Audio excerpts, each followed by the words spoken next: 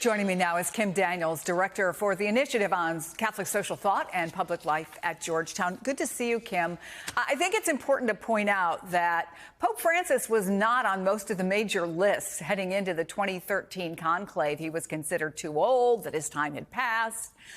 It's kind of a testament to the idea that the next pontiff could be an awful lot of people. Just how open is the upcoming conclave, do you think? Well, I think looking back, today is such a sad day for so many Catholics. And also it's one of hope as we look forward to the spiritual renewal, structural reform that Pope Francis has started and that will continue into the future. But I look back, I was there in St. Peter's Square in 2013 when Pope Francis was elected. And I remember that feeling of not really knowing what was going to happen. And it truly was. He was unknown in the sense that nobody really expected him. I think that at this time as well, we don't know who will come out on that balcony after the white smoke goes up.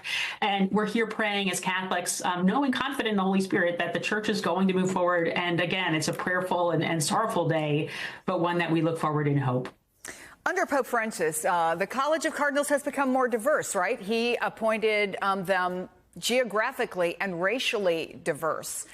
Places like Tonga, second and third tier cities in Nigeria, Argentina. His picks now make up 2/3 of the electors responsible for selecting his successor. So what impact will that likely have? It's fascinating. The Catholic Church is the most multicultural, multilingual institution in the world. There are 1.4 billion Catholics around the world, and only 6% of them are here in the United States. So one of the great visions of Pope Francis is to remind us all that we are a global church, that the focus, he would say the most important places are the places that we usually see as on the peripheries. And that's where he took his travels. And that's where he focused the people that he appointed to be cardinal, the people he appointed to elect the next pope, and to help him in his leadership. So it really is open in the sense that there will be a lot of people coming from around the world, a lot of cardinals coming to participate in this conclave. And at the same time, I want to say that the other thing that Pope Francis did was this synod, this global listening process that he's had over the past 3 years to see how the church can go forward and to, again, rooted in tradition, but looking forward. And I think there were a lot of cardinals who participated in that, who got to know each other a little bit through that process. NBC News has a short list of some of the possible contenders. Others have their own lists.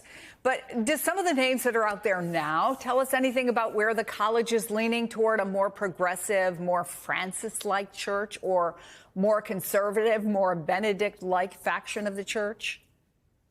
I think it's less about those kinds of categories, which don't really apply when you talk about the Catholic Church. It's not really that kind of political differentiation, but more about the path of renewal and reform that Pope Francis has set the church on. So I think that if I had to say something about who the cardinal electors might be looking for, it would be somebody who could continue that idea of structural reform in the church and spiritual renewal as well. And we know that Pope Francis was the Pope of surprises in many ways. We know that the Holy Spirit is often very surprising.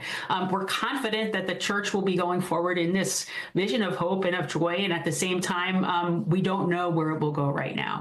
So because of so many of these cardinals are relatively new, so many of them, this will be their first conclave. And they may not, especially ones who come from far-flung nations, may not have any kind of long-standing relationships with many of the other members of the College of Cardinals who are more experienced, who have been around for previous conclaves.